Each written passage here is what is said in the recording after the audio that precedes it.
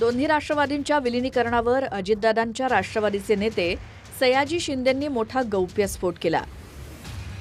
दोन्ही राष्ट्रवादी एकत्र येण्याबद्दलचं बोलणं आमच्या समोर झालं होतं असं सयाजी शिंदे म्हणालेत। कौटुंबिक किंवा अजून कुठले काय थोडे इगो असतील, इगो नाही म्हणता येत त्यांना, त्यांच्या काही भावना असतील, तर मला असं वाटतं की म्हणजे आमच्यासमोर बोलणं झालं होतं की हे आता एकत्रपणे सुरू होईल सगळं, पण आता ते अचानक असं झाल्यामुळे आता काय नक्की तर कोणी काय न उठवता, कोणी काही त्याला वेगळ्या मार्गी न लावता दोघांनी एकत्र येऊन पुढे काम हे पुढे जावं तर महाराष्ट्र चांगला राहील, विकसित महाराष्ट्र होईल। महाराष्ट्र एवढा विकसित राज्य नाही आहे, त्याला मागे नको खेचायला कोणी, आणि हे पुढे जायचं असेल तर एकत्र आले पाहिजे। सर्व धर्म समभाव ठेवून गरीब श्रीमंत न बघता खालून आल्यामुळं त्यांनी ते सगळं इतकं पुढे नेण्याचं ठरवलं। तर मला असं वाटतं की त्यांची स्वप्न ही आपण सगळ्यांनी, स्पेशली सुनेत्र वहिनी आणि सुप्रियाताई, आज हे पवार असतील, यांनी पुढे न्यायला पाहिजेत। आणि त्यांचं खरं तर पहिलं स्वप्न होतं दादांचं की दोन्ही एकत्र यावं, आणि ते अपूर्ण राहिले, ते पहिलं पूर्ण व्हावं तर ते महाराष्ट्राला खरं ताकद राहील। महाराष्ट्राची ताकद वाढायची असेल तर हे दोन्ही पवार कुटुंब ताबडतोब एकत्र आले पाहिजेत।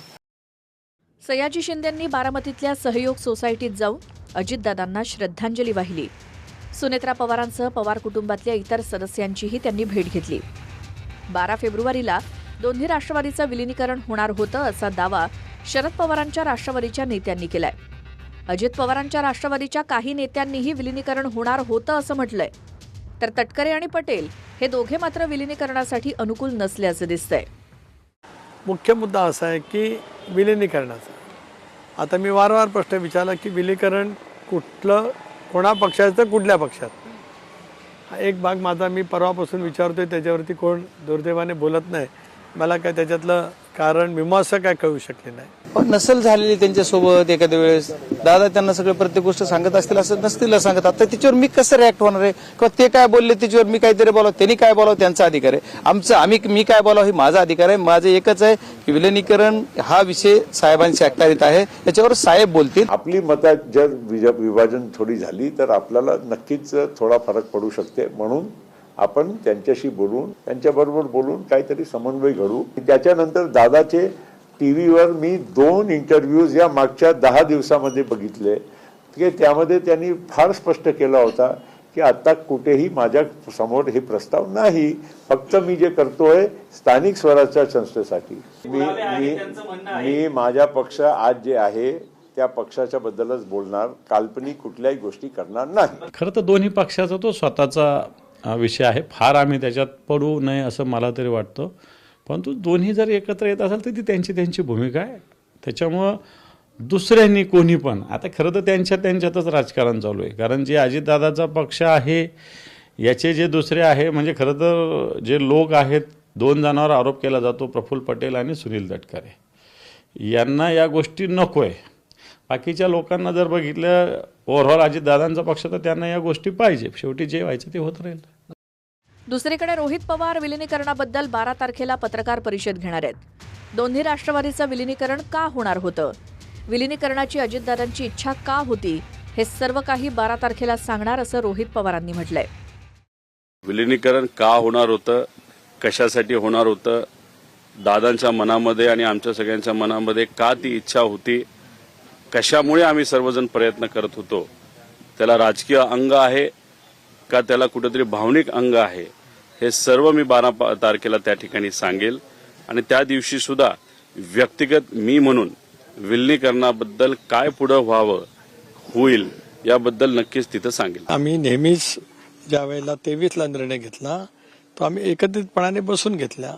वहिनी आमच्या विधिमंडळ पक्षाचे नेते आहेत, पक्षाच्या सुद्धा नेते आहेत, त्यामुळे आम्ही सगळेजण एकत्रितपणाने बसून त्या संदर्भातला निर्णय घेऊ। हा दादांचा राजकीय परिवार आहे, जो नेटाने, आत्मविश्वासाने, कणखरपणाने, पॉलिटिकल विल ज्याला आपण म्हणतो, राजकीय इच्छाशक्ती, ही दादाने लोकसभेच्या निवडणुकीच्या अपयशाच्या नंतर ज्या पद्धतीने दाखवली, जी जिद्द दाखवली, आणि राज्यातल्या 13 कोटी जनतेने आम्हाला 73% स्ट्राईक रेट देत आम्हाला विजय केला, स्वाभाविकपणाने आम्ही या संदर्भातला निर्णय योग्य पद्धतीने घेऊ।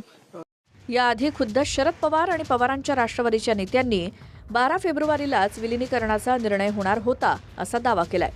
तर दादांच्या राष्ट्रवादीचे मंत्री हसन मुश्रीफ यांनीही विलिनीकरणावरनं अजितदादाच चर्चा करत होते हे मान्य केलंय. आमच्या पक्षात आणि अजितदादांच्या पक्षात एकत्र काम करण्याची प्रक्रिया सुरू करावी याच्यात एकच होता. तिन्ही मीटिंग झाली आणि निर्णय आत्ता जाहीर करायचा होता 12 तारखेला आणि ही तारीख अजितची दिलेली होती. पण दुर्दैवाला हा अपघात. जिल्हा परिषदेची निवडणूक झाल्यानंतर आपण मर्ज करू अशी अंतिम चर्चा आम्ही केली. दुसऱ्या दिवशी 17 तारखेला सकाळी 8 ते 9, 9:30पर्यंत त्यांच्या पवारसाहेबांच्या गोविंदबाग या निवासस्थानी आम्ही सगळे भेटलो. त्यांनी त्यात शिक्कामोर्तब केलं. त्यावेळी ते म्हणत होते की 6-5ला मतदान आहे, 7ला निकाल लागतील, 8-9ला लगेच करून टाकू. मी 8-9ला नाही आहे म्हटलं, त्यामुळे 10 किंवा 12ला करू. दादा म्हटले, जयंतराव म्हणतात 10-12 तारीख, तर 12 तारीख करू. असं आमचं 12 तारखेचा दिवस ठरला. ठीक आहे ना, त्याने आता भूमिका त्यांची काय आहे आम्हाला माहिती नाही. फक्त आमचं मत होतं की जे विलिनीकरणाबद्दल चर्चा हे करतायत म्हणजे राष्ट्रवादी साहेबांचा गट, त्या चर्चेमध्ये अजितदादा होते, आम्ही कोणी प्रमुख माणसं नव्हती, एवढा आमचा दावा आहे. आणि आता समजा सुनेत्रा वहिनी आणि सगळे कुटुंबीय तर त्या जर मताचे असतील, राष्ट्रवादी सगळे नेते जर त्या मताचे असतील, तर त्यामध्ये काही अडचण येण्याची आवश्यकता नाही. अजितदादांच्या निधनानंतर पवार कुटुंबियांच्या भेटीगाठी सुरू आहेत. पार्थ पवार आणि जय पवार शरद पवारांसोबत चर्चा करताना दिसतायत. त्यामुळे विलिनीकरणावर नातू आणि आजोबांमध्ये एकमत होणार का? सयाजी शिंदेंनी सांगितलेली दादांची विलिनीकरणाची इच्छा पूर्ण होणार का, हे पाहावं लागणार आहे. Bureau report, TV9 Marathi.